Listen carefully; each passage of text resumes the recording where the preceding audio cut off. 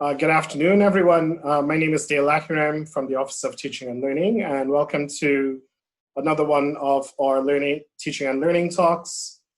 I wanted to start off by acknowledging our spaces and the fact that we're in different spaces and places that are governed by many different treaties and relationships to the land.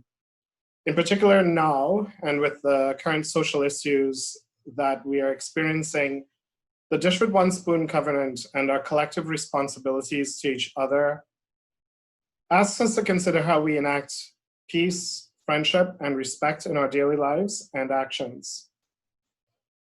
A little bit of housekeeping for today's session. For those of you joining us for the first time, you would know that the session is being recorded, and a copy of the presentation will be made available via email that you will receive after the webinar, and our website as well. Our panelists will be speaking for about 20 minutes or so, and then we'll move into a question and answer segment. And lastly, you will notice at the bottom of your screen that the question and answer window is available for you to pose questions to our panelists. Feel free to utilize that throughout the entire presentation. We'll try to get to as many of those questions as possible as the webinar proceeds. Today, I have the pleasure of introducing Drs. Matt Demers from the Department of Math and Stats and Dr. Julie Vale from the School of Engineering as they discuss student collaboration and integrity of assessments in a remote teaching context. With that, I'm going to pass it over to Matt, I believe, is kicking us off to get things going. Take it away, Matt.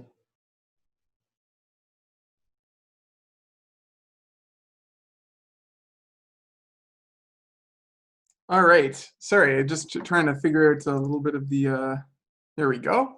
Hi, everybody. Thank you, Dale.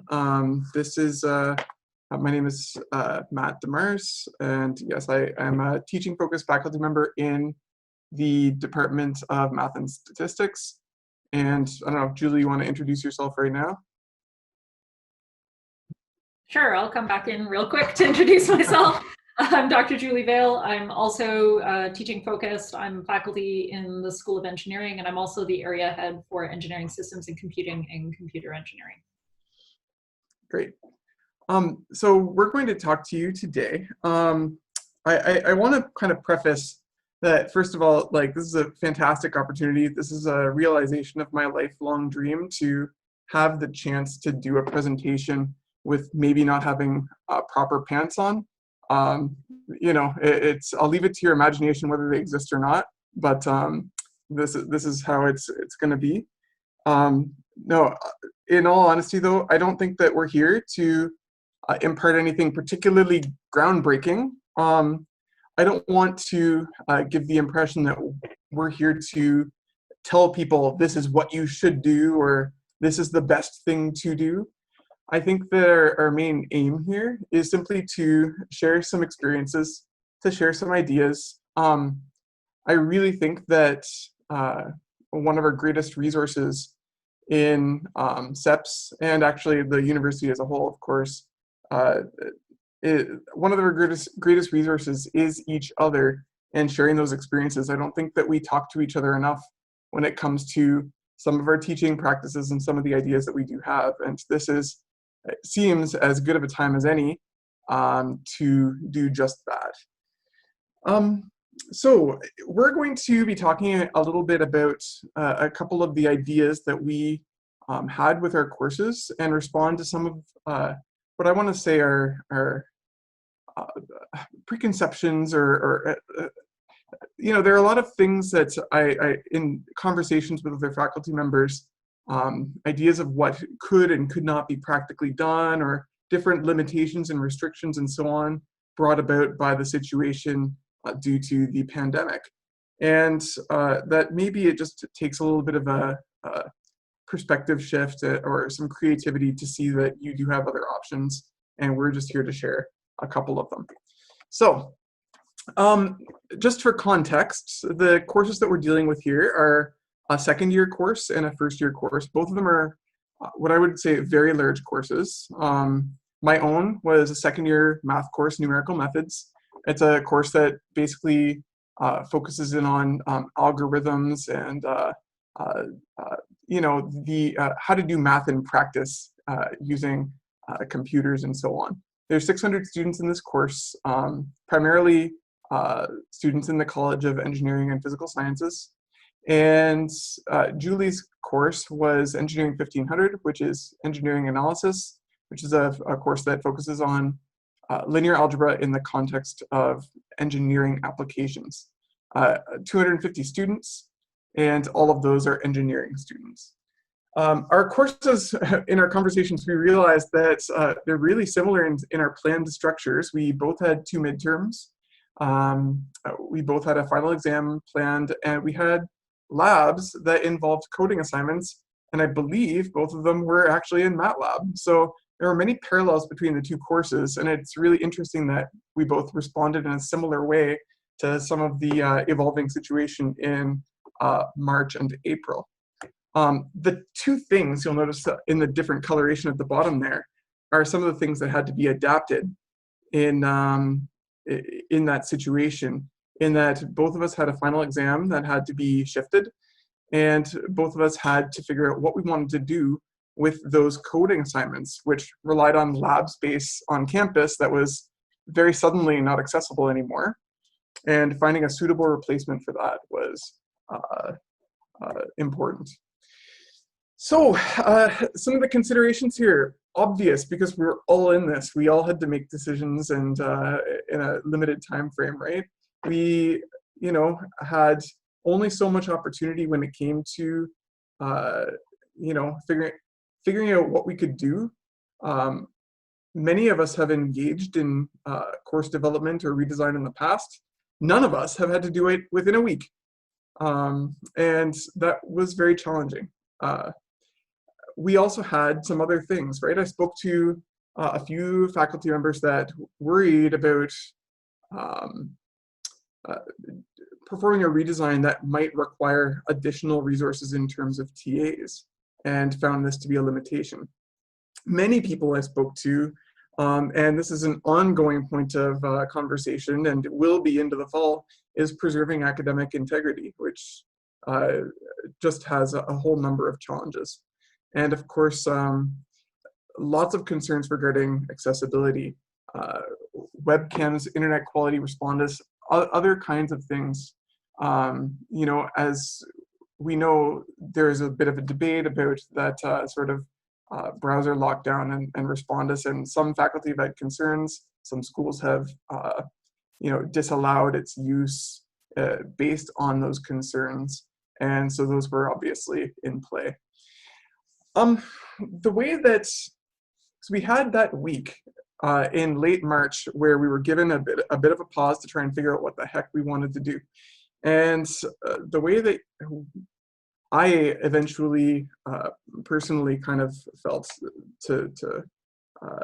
about the situation is that maybe there are a number of different kinds of potential redesign aspects, or things I felt like folding into my courses in the past, where due to time or due to whatever else, or maybe due to comforts and habit, we haven't adopted, right? Some of these things involved collaborative assignments or open book tests and all of this kind of stuff.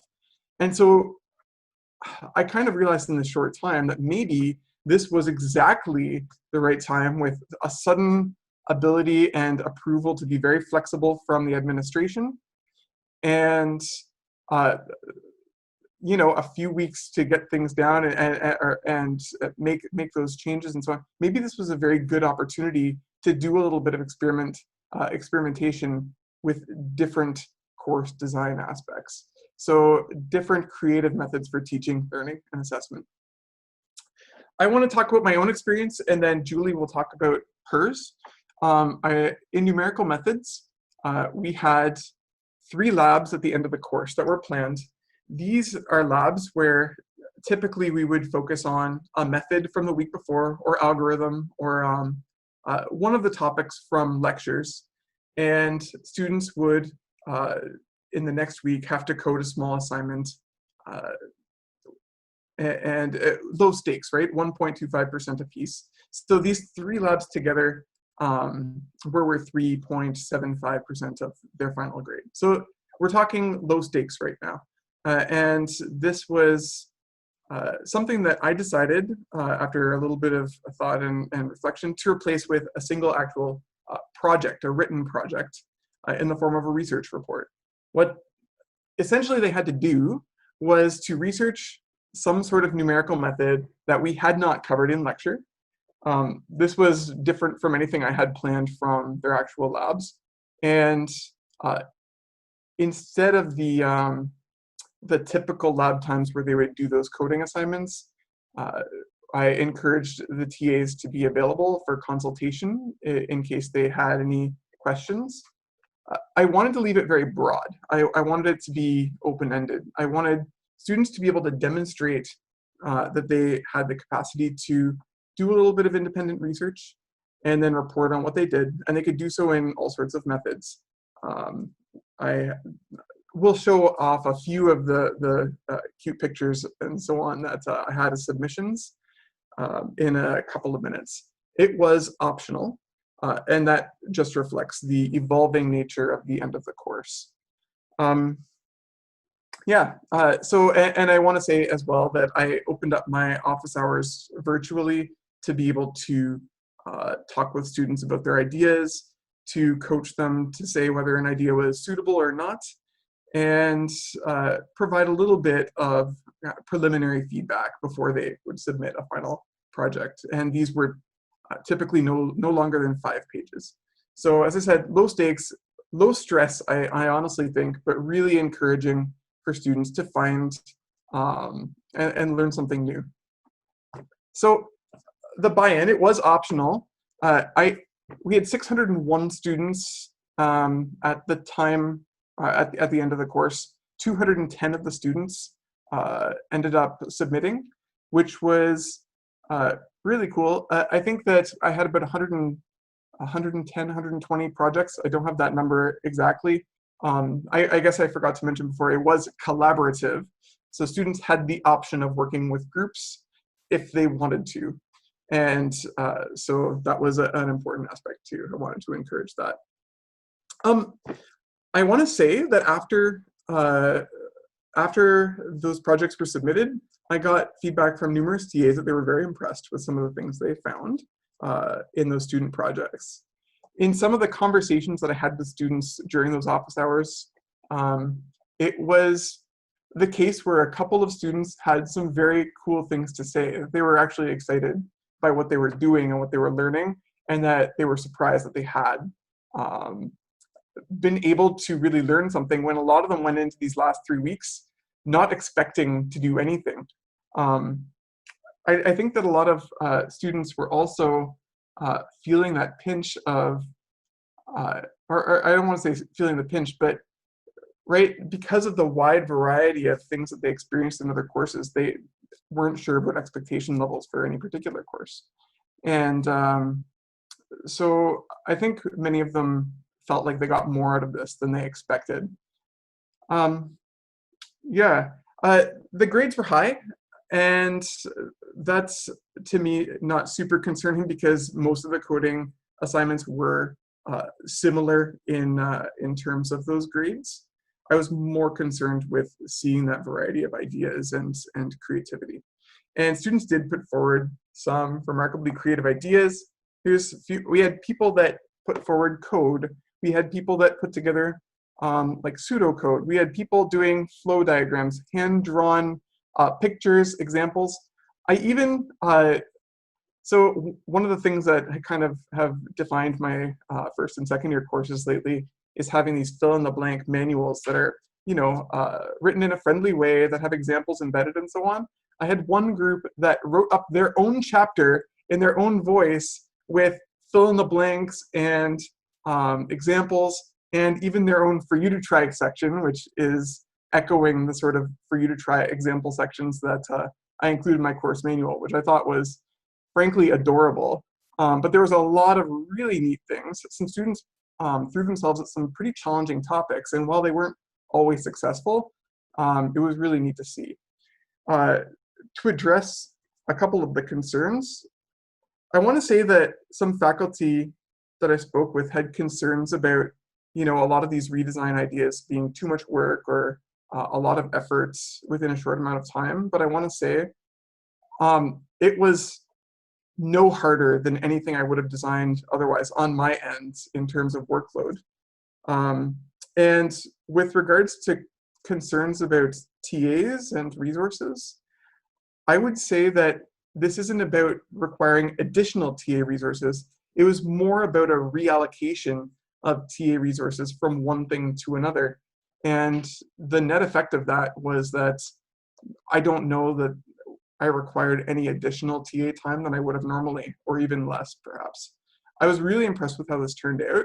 And to my surprise, that lemonade that I made out of the lemons and so on, this is something that I kind of want to do going forward, even after we're done learning in an alternative assessment style. I think this is an actually valuable idea, and I want to include it in future offerings of the course. And I would not have known that if it wasn't for the situation at hand. Anyway, I've gone on for a little while here. I also did some work with allowing for a collaborative final exam.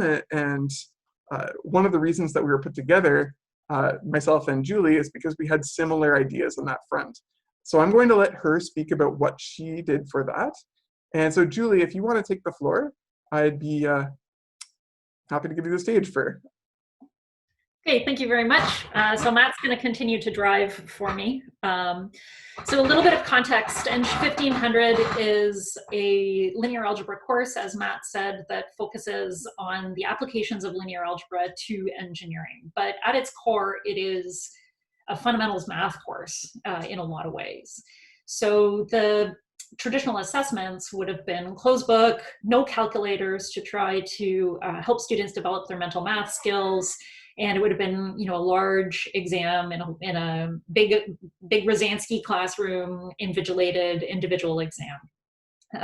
Due to the COVID situation, that was no longer an option. And so I had to think about how I was going to deliver an exam to 250 students in this situation. I was deeply concerned about accessibility issues. So I asked my students through an informal survey what kind of access they had to internet and webcams and other devices like that.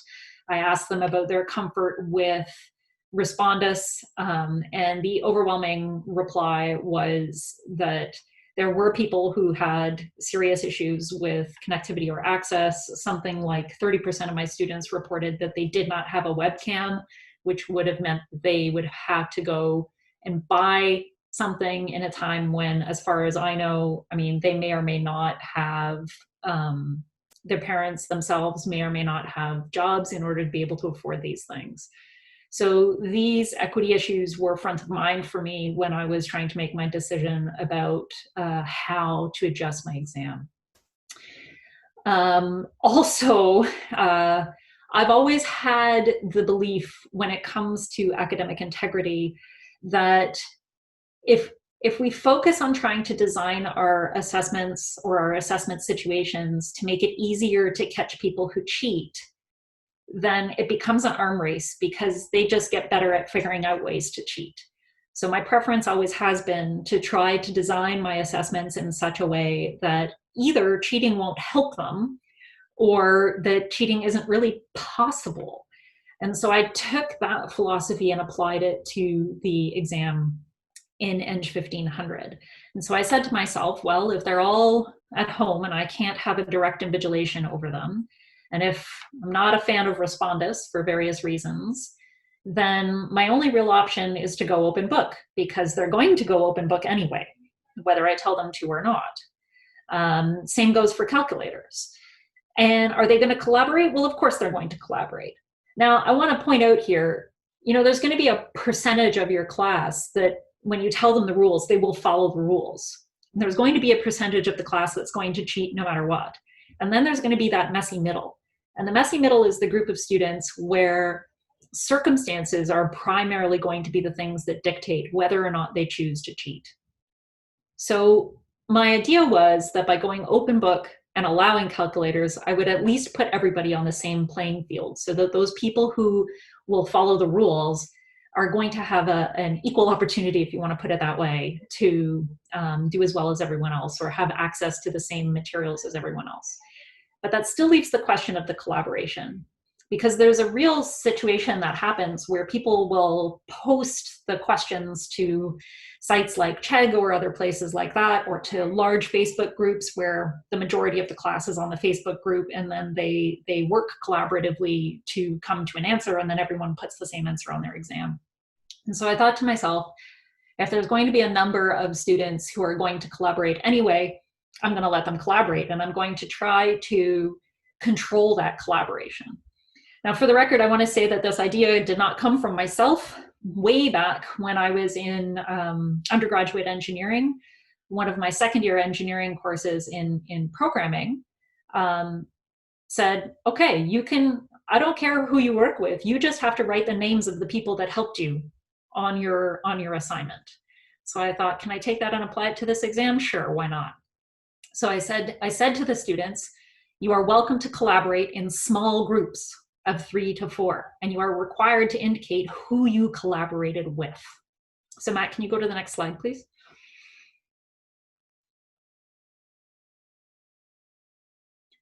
All right, so how do we make sure that that collaboration is done in an equitable and ethical way? Well, as I already said, I told them, okay, go ahead, collaborate in small groups.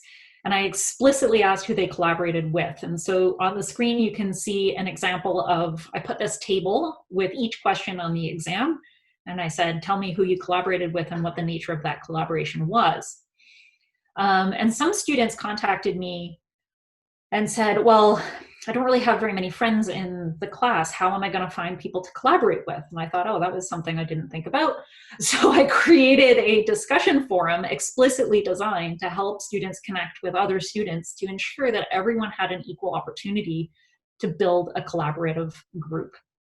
And as far as I know, the majority of students took advantage of that. So the next question, yeah, Matt, go ahead, is, what about this open book piece? I mean, we're talking about a first-year class, but its focus is supposed to be on math. And it seems kind of counterintuitive to go open book. But it's not that crazy to do it. One key way is, instead of just asking the students to calculate something, ask them to reflect on the implications of that calculation. So instead of just saying, you know, what's the square root of 5, you can create like a problem where they have to calculate the square root of 5. And then when they find the answer, you can say, okay, well, what does that mean to you in the context of this problem? And it might seem like that's a lot to ask of a first-year student, but it's not. They did quite well on this. And similarly, you can ask them more open-ended questions. You know, is it possible to do this? Why not? And explain. The other piece that I made sure to include, that's not explicitly listed here, is that I did have calculation questions, and I said you have to show your work in order to get full grades, because if you're part of the course involves calculation of complex numbers, and that's easy to do on a calculator and just write down the answer. And I said, no, if that's all you do, then you get 0. You have to show me the thought and the work. Okay, so the other thing is this idea of open-ended analysis with many correct approaches. And so one way that I did this was I instead of having them do the calculations themselves, I provided them the results of the calculations. I gave them the data, I gave them the graphs, and I asked them to interpret those things, or I asked them how could they have generated those things.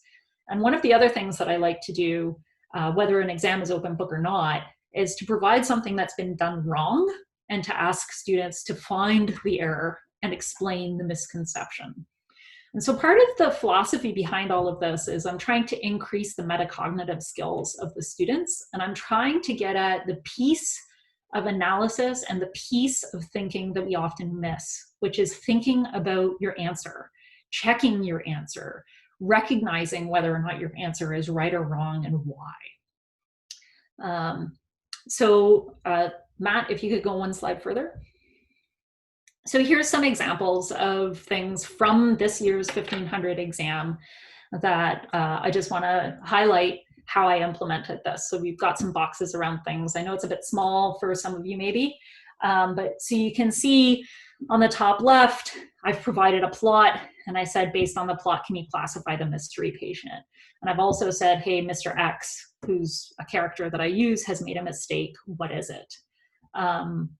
And I mean, there's a lot more context in these questions, so it's hard to see or visualize maybe directly just from these examples. But you can see on the top right, showing giving an answer without showing relevant steps will yield a grade of 0. I have a question that says, hey, here's the data. What do you do with this data? What vaccine should she select? Discuss the implications of your answer. So these are the kinds of things that I did. It seems like this would be a heck of a lot of work and you would need to do this every single time you created a new exam and you can never reuse any of your questions. And I just want to address that really fast too, because I had a deferred exam. And the student who wrote the deferred exam had seen the original exam, and there's good reasons for what happened. So I had to ask myself, well, how am I going to give a fair deferred exam, which isn't the exact same one he's already seen? And it occurred to me that I didn't have to recreate all of this underlying data. It was as easy as changing the what about or what if or the how did questions that were associated with each one of these. So for example, we have that plot in the middle where in the original exam, I said, discuss the implications of this, that, or the other thing. And in the new version of the exam, I said, here's the plot that was created. How would you check the results at year 1 and at year 10? So you can use the same underlying problem and ask a slightly different open-ended analysis type question that will allow you to get at these things. Matt, can you go forward one more? Okay, so big question is, did it work, right? I allowed collaboration, all of these other sorts of things. I think so. It's hard to know for sure. I can tell you that grades were similar to previous offerings. I can tell you that students still failed the exam and students still aced the exam. And I can tell you that there was no evidence of huge group collaboration, so there was no uniformity of answers in any of the questions that I asked. There were definitely many different approaches to answering each of the questions. I can say that I had an unusually low number of students who did not write the exam. I only had 4 who chose not to write. And self-reported from the students was that they felt that this approach significantly reduced the stress that they were under, specifically because a lot of students were getting very concerned about respondents. So I'm going to take a quick opportunity. I see a couple of questions, so I'm just going to take a quick opportunity to answer those questions, if that's all right with Dale and co. So, okay, thumbs up from Dale. So there's a question about what kind of information was I looking for when I asked students about the nature of collaboration with others. So that's one thing I would actually make a small change to, because I don't think the students understood what I was getting at with that. So I got some really interesting answers. I got people who said they were a friend.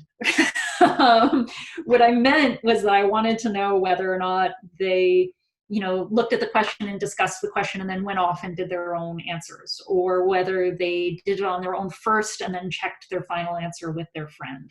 And I did get some people who reported that kind of information back to me. I did actually take all of that collaboration information and collect it up into a single Excel spreadsheet, trying to decide whether or not I was going to use it to do any kind of analytics. I had no intention of using that analytics for the grades, and I did tell the students that ahead of time, that I would not use that information in any way, shape, or form to affect their grades. I have not sat down and done any analysis on it yet, and to be honest, I don't know if I will, but I do have it all collected up into a nice spreadsheet for me. The other thing I want to very quickly mention before I hand it off to Dale to moderate is that I used CrowdMark for this course, and that was crucial to making it work effectively. I had already used CrowdMark for the first 2 midterms, and so using CrowdMark to administer a remote exam for the final exam was very easy to switch over and do that.